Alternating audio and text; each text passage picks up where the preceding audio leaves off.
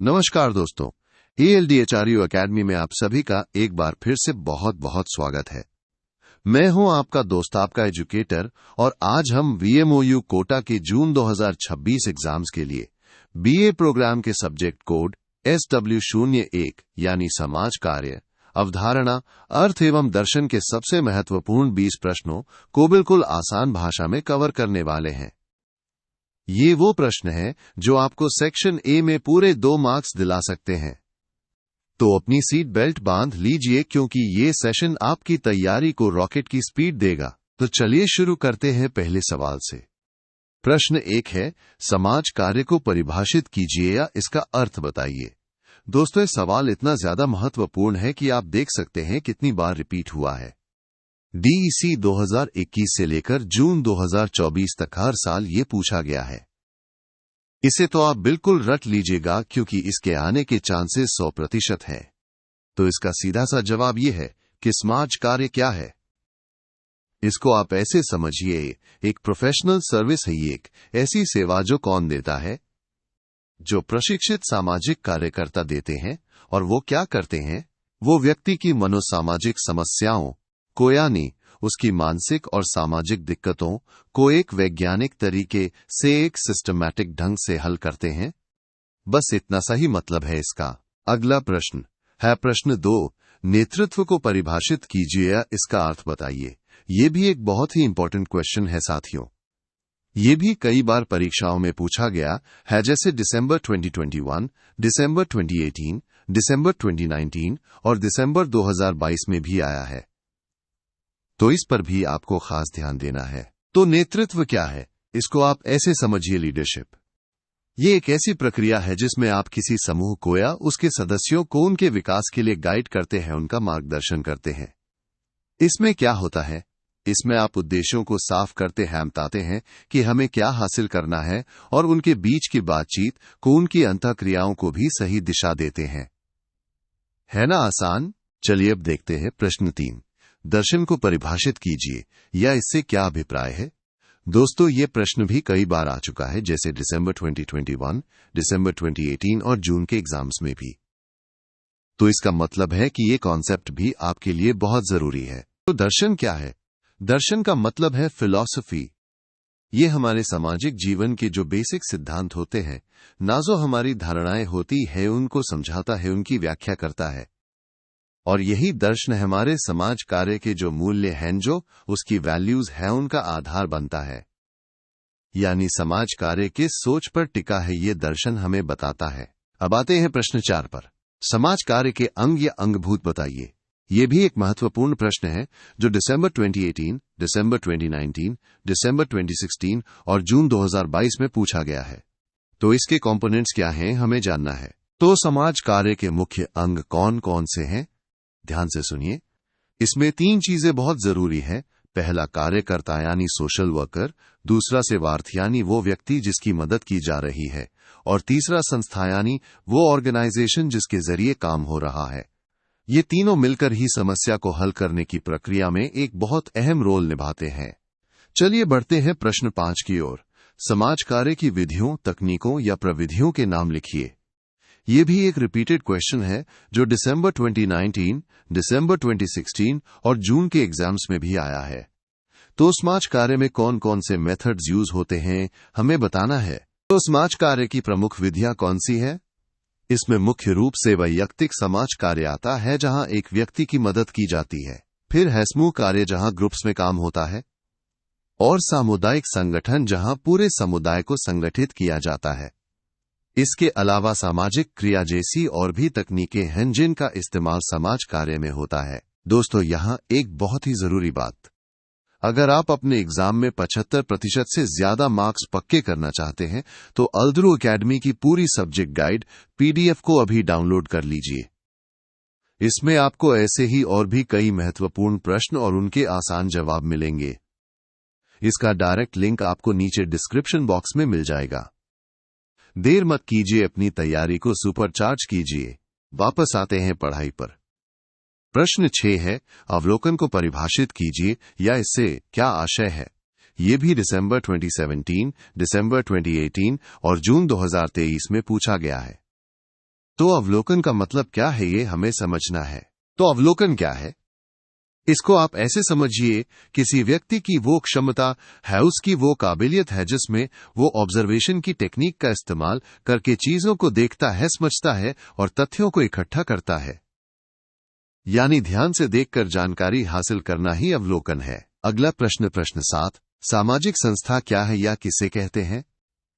दोस्तों, ये भी एक बहुत ही महत्वपूर्ण प्रश्न है। दिसंबर 2021, जून 2024, जून 2023 और जून 2017 में भी ये सवाल आया है। तो सामाजिक संस्था का कॉन्सेप्ट क्लियर होना बहुत जरूरी है। तो सामाजिक संस्था क्या है? इसको आप ऐसे समझिए, वो जगह होती है, वो ऑर्गेनाइजेशन होती है जहां पर ट्रेंड सोशल वर्कर्स यानी प्रशिक्षित कार्यकर्ता लोगों की समस्याओं को हल करने के लिए उन्हें सर्विसेज और रिसोर्सेज प्रोवाइड करते हैं। जैसे कोई एनजीओ हो गया या कोई सरकारी सहायता केंद्र। चलिए अब देखते हैं प्रश्न 8, समाज कार्य के उद्देश्य बताइए। ये भी दिसंबर 2017, दिसंबर 2019 और जून 2018 में पूछा गया है। तो समाज कार्य क्यों किया जाता है, इसके क्या गोल्स हैं, हमें बताना है। समाज कार्य के मुख्य उद्देश्य क्या है? पहला, व्यक्ति की समस्याओं को हल करना। दूसरा, उसकी सामाजिक प्रकार्यात्मकता को बढ़ाना यानी उसे समाज में बेहतर तरीके से काम करने में मदद करना। और तीसरा, उसे अपने आसपास के माहौल यानी पर्यावरण के साथ बेहतर तालमेल बिठाने में सहायता करना। अगला प्रश्न है प्रश्न 9, परोपकार को परिभाषित कीजिए। ये भी दिसंबर 2017, दिसंबर 2018 और जून 2016 में आया है। तो परोपकार का क्या मतलब है, ये हमें समझना है। परोपकार का मतलब है दूसरों का भला करना बिना किसी स्वार्थ के। इसमें वो सारी एक्टिविटीज आती हैं जो आप किसी भौतिक पुरस्कार की उम्मीद किए बिना करते हैं, जैसे किसी को दान देना या नकद या किसी चीज के रूप में सहायता करना, यानी निस्वार्थ भाव से दूसरों की मदद करना ही परोपकार है। चलिए अब देखते हैं प्रश्न 10, सामाजिक प्रतिरक्षा से आप क्या समझते हैं? ये भी दिसंबर 2017, जून 2019 और जून 2018 में पूछा गया है। तो सोशल डिफेंस का क्या मतलब है, ये हमें जानना है। सामाजिक प्रतिरक्षा का मतलब है समाज को सुरक्षित रखना। ये समाज के अंदर कंट्रोल के मेजर्स प्रोवाइड करती है और जो गलत चीजें होती हैं, जो विचलन होते हैं, उनके खिलाफ प्रोटेक्शन देती है। इसमें लोगों के इलाज और उनके पुनर्वास की योजनाएं भी शामिल होती हैं ताकि वो समाज में फिर से अच्छे से रह सकें। अब आते हैं प्रश्न 11 पर, समाज कार्य के मौलिक या प्राथमिक मूल्य बताइए। ये भी JUNDEC 2020, दिसंबर 2023 और जून 2019 में आया है। तो समाज कार्य के बेसिक वैल्यूज क्या है, हमें बताना है। समाज कार्य के मौलिक मूल्य कौन से हैं? इसमें सबसे पहले आती है मानवीय गरिमा यानी हर इंसान की इज्जत करना। फिर मानव का संपूर्ण विकास यानी होलिस्टिक डेवलपमेंट। आत्मनिर्देशन यानी लोगों को अपने फैसले खुद लेने देना। भिन्नताओं की स्वीकृति यानी सबकी अलग अलग पहचान को स्वीकार करना। और रचनात्मक सामाजिक सहयोग यानी मिलकर समाज के लिए कुछ अच्छा करना। ये सभी इसके मुख्य मूल्य हैं। चलिए अब देखते हैं प्रश्न 12, सामाजिक सुरक्षा क्या है और इसके प्रकार बताइए। ये भी दिसंबर 2016, जून 2019 और जून 2016 में पूछा गया है। तो सोशल सिक्योरिटी क्या है और इसके टाइप्स क्या हैं, हमें जानना है। तो सामाजिक सुरक्षा क्या है? ये हमें खतरों से बचाने की एक जरूरत है। इसके मुख्य प्रकारों में क्या क्या आता है? पहला, सामाजिक बीमा जैसे पेंशन या हेल्थ इंश्योरेंस। दूसरा, सामाजिक सहायता जैसे जरूरतमंदों को सीधे मदद देना। और तीसरा, सामाजिक सेवाएं जैसे शिक्षा या स्वास्थ्य सेवाएं प्रदान करना। ये सभी मिलकर सामाजिक सुरक्षा को मजबूत करते हैं। अगला प्रश्न है प्रश्न 13, सामाजिक भूमिका या सामाजिक भूमिका प्रारूप से आप क्या समझते हैं? ये भी दिसंबर 2017, दिसंबर 2023 और जून 2018 में आया है। तो सोशल रोल या रोल मॉडल का क्या मतलब है, ये हमें समझना है। सामाजिक भूमिका प्रारूप क्या है?